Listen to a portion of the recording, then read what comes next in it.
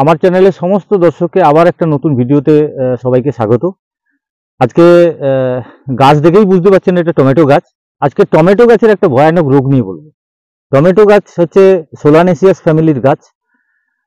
তো এই গাছের এই গোত্রের গাছ যেগুলো হচ্ছে লঙ্কা, বেগুন, টমেটো, এইসব গাছ। তো এই ধরনের যে ফ্যামিলির গাছ আছে, এই গাছে যে ভয়ানক রোগটি হয় সেটা হচ্ছে ঢলে পড়া রোগ, টমেটোর ঢলে পড়া রোগ। তো এই টমেটোর ঢলে পড়া রোগ যদি হয়ে যায় কোনো গাছে, তাহলে কিন্তু সেই গাছকে কিন্তু আর রিকভার করা যায় না। সেক্ষেত্রে আমাদের এই রোগকে কন্ট্রোল করার জন্য এবং এই রোগ যাতে না আসে তার জন্য আমরা কি করব, এবং এই রোগ হয়ে গেলে যেটা হয়ে গেছে সেটা তো যাবেই, কিন্তু ভালো যে গাছগুলো আছে সেটার জন্য আমরা কি কি করতে পারি। প্রথমে যেটা আমরা করব সেটা হচ্ছে এই টমেটো গাছ যখন রোপণ করব, জমিটাকে আমরা ভালো করে শোধন করব। সেক্ষেত্রে আমরা একর প্রতি 3 কিলো মতন ব্লিচিং পাউডার দেব। একর প্রতি 3 কিলো ব্লিচিং পাউডার দিয়ে বেশ কয়েকদিন চাষ দিয়ে রেখে দেবো। ব্লিচিং পাউডারের অ্যাকশনটা নষ্ট হয়ে যাবে, তারপরে আমরা চারা রোপণ করতে হবে। আরেকটা বিষয় হচ্ছে যেটা, যে এই টমেটোর চারা কি বেগুন চারা বা লঙ্কা চারা এইসব রোপণ করার আগে বীজতলা থেকে যখন চারাগুলো তুলবেন, স্টেপটোসাইক্লিন আপনারা 15 লিটার জলে 10 গ্রাম দেবেন।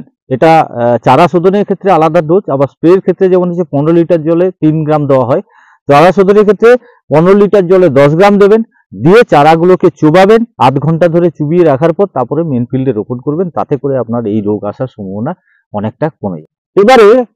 এবারে যেটা বলবো সেটা হচ্ছে, যদি এই রোগ হয়ে যায়, ঢলে পড়া রোগ হয়ে যায়, এটা হচ্ছে দুটো কারণে হতে পারে। একটা হচ্ছে ছত্রাক ঘটিত রোগের জন্য হয়, আর একটা হচ্ছে ব্যাকটেরিয়া ঘটিত যেটা হয়।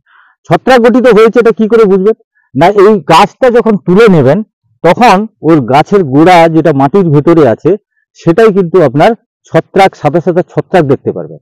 এবং ছত্রাকটা দেখবেন এরকম করে যদি ঘষেন মানে শিকড়গুলোকে, কালো হয়ে ছালটা উঠে যাবে। তখন বুঝবেন যে এটা ছত্রাক ঘটিত রোগের জন্য ঝরে পড়া হয়েছে। আর যদি ব্যাকটেরিয়া ঘটিত হয়, সেক্ষেত্রে আপনি সাদা কোনো ছত্রাক দেখতে পাবেন না, এবং মূলটা অ্যাজ ইট ইজ যেমন থাকার কথা সেরকমই আছে, কোনো পচা গন্ধ নেই, কোনো রকম ছাল বেরোবে না, কালো হবে না, কোনো কিছু হবে না। তখন বুঝতে পারবেন যে এটা ব্যাকটেরিয়া ঘটিত। আর একটা আছে কি, সেটা হচ্ছে এই গাছটা তো মরে গেছে, এই একটা ডাল কাটবেন। ডাল কেটে একটু করে সুন্দর করে নিয়ে কোনো একটা অবলম্বনের সাহায্যে কাঁচের গ্লাসে জল নেবেন, জল নিয়ে এরকম করে ঝুলিয়ে রেখে দেবেন কিছু সময়। দেখবেন একটু সময়ের পরে সাদা উজ কিন্তু আপনার নিচের দিকে নামতে থাকবে। তখন বুঝতে পারবেন এটা যে ব্যাকটেরিয়া ঘটিত ঝুলে পড়া রোগ। এবারে এই রোগ হয়ে গেলে এই গাছ কিন্তু আর কিন্তু বাঁচানো যাবে না, এ কিন্তু শেষ, এর ফলন যা কিছু হওয়ার ছিল সবটাই শেষ হয়ে যাবে। তো তার জন্য এই রোগ যাতে ছড়িয়ে না পড়ে, প্রথমে যেটা করবেন, আপনারা যখন জল দেবেন, এই জল দেবেন, এবং তার আগে এই জায়গাটাকে আপনারা ব্লিচিং দিয়ে কিন্তু ভালো করে গার্ড করে দেবেন, যাতে এটা থেকে রোগটা অন্য জায়গায় ছড়িয়ে না পড়ে। এটা একটা বিষয়। দ্বিতীয় বিষয়, যারা ব্লিচিং পাবেন না তাদের ক্ষেত্রে বলবো যে অন্তত কাঁচা গোবর, যে গোবরটা সদ্য গোবর দিয়েছে গরু, সেই ধরনের গোবর নিয়ে এসে আপনারা এটা চারদিকে ঢাকা দিয়ে দেবেন। তাতে করে রোগটা কিন্তু আর অন্য ভালো গাছে ছড়িয়ে এসে এই গাছটাকে নষ্ট করবে না। এটা গেল। এবারে আপনাদেরকে বলবো যে কেমিক্যাল ট্রিটমেন্ট কি কি করলে এই রোগটা আমরা যেটা হয়েছে সেটা কন্ট্রোল করতে পারবো না, কিন্তু ভালো যে গাছগুলো আছে সেগুলো যাতে আমরা কন্ট্রোল করতে পারি, ভালো রাখতে পারি, সেগুলো আমরা চেষ্টা করব। তো যদি ছত্রাক ঘটিত হয়, সেক্ষেত্রে আপনারা কপার হাইড্রোক্সাইড 2000 অথবা 3000 মার্কেটে আপনারা কোসাইড নামে এটা পাবেন। 2 গ্রাম প্রতি লিটার জলে দিয়ে ভালো গাছে স্প্রে করবেন, এটাও স্প্রে করে দেবেন, গোড়ার দিকে ভালো করে স্প্রে করবেন। এটা যদি হাতের কাছে না পান, সেক্ষেত্রে এটা মেটালাক্সিল হচ্ছে 4%, আর ম্যানকোজেব হচ্ছে 64% WP, এটাও 2.5 গ্রাম প্রতি লিটার জলে দিয়ে ভালো করে গাছের গোড়ার দিকে স্প্রে করে দেবেন। মার্কেটে আপনারা রেডোমিল্ট গোল্ড হিসাবে পাবেন যদি ছত্রাক ঘটিত হয়।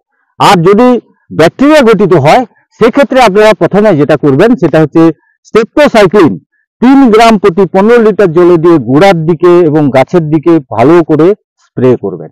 এটা যদি হাতের কাছে না পান, সেক্ষেত্রে হচ্ছে কপার অক্সিক্লোরাইড 45%, কাসুগামাইসিন হচ্ছে 5%, 2 গ্রাম প্রতি লিটার জলে দিয়ে আপনারা স্প্রে করতে পারেন। মার্কেটে আপনারা কনিকা নামে এটা পেয়ে যাবেন। এটাও যদি না পাওয়া যায়, সেক্ষেত্রে আপনারা কপার হাইড্রোক্সাইড 2000 অথবা 3000 2 গ্রাম প্রতি লিটার জলে দিয়ে স্প্রে করতে পারেন। মার্কেটে আপনারা কোসাইড নামে ডেকে পাবেন। সঙ্গে এই কোসাইডের সঙ্গে আপনারা ভ্যালিডামাইসিন অর্থাৎ V3 1 ml প্রতি লিটার জলে দিয়ে একসঙ্গে এটা ভালো করে গাছগুলোকে ভিজিয়ে দেবেন, গোড়াগুলোকে ভিজিয়ে দেবেন, যাতে এই রোগটা এখানেই কন্ট্রোল হয়। এবং আর একটা লাস্টে একটা কথা বলবো যে জল যখন দেবেন তখন আক্রান্ত যে গাছটা এটাকে ভালো করে গার্ড করে দেবেন, যাতে জলটা পুরো উপর দিয়ে যেন না যায়।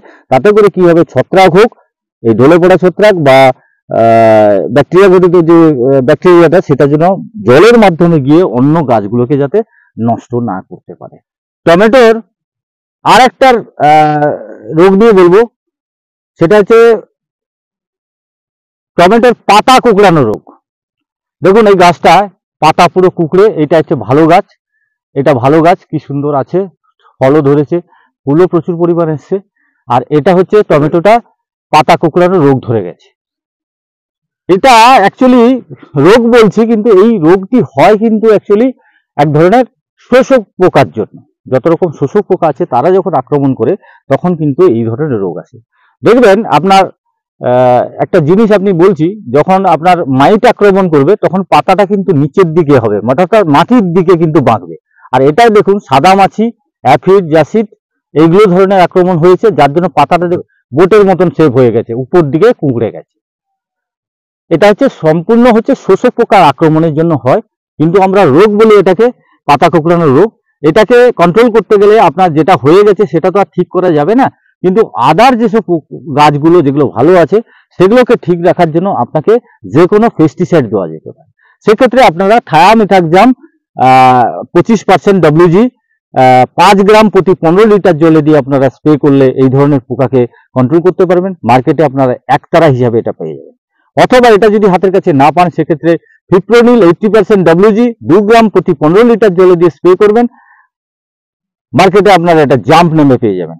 অথবা অ্যাসেপ্টামাইপ্রিড 20% SP প্রতি লিটার জলে 1 গ্রাম বা 15 লিটার জলে 15 গ্রাম দেবেন। মার্কেটে আপনারা এক্কা অথবা টাটা মানিক হিসাবে এটা পেয়ে যাবেন। এই ওষুধগুলো দিলে মোটামুটি ঘুরিয়ে ফিরিয়ে দেবেন, তাতে করে পোকা রেজিস্ট্যান্ট পাওয়ার আসবে না। এই পোকাগুলো মারতে পারলে কিন্তু যে গাছগুলো ভালো আছে সেগুলোতে আর আক্রমণ হবে না, এই রোগটি ছড়াবে না, তাতে করে আপনার টমেটো ভালো করে আপনি তুলতে পারবেন।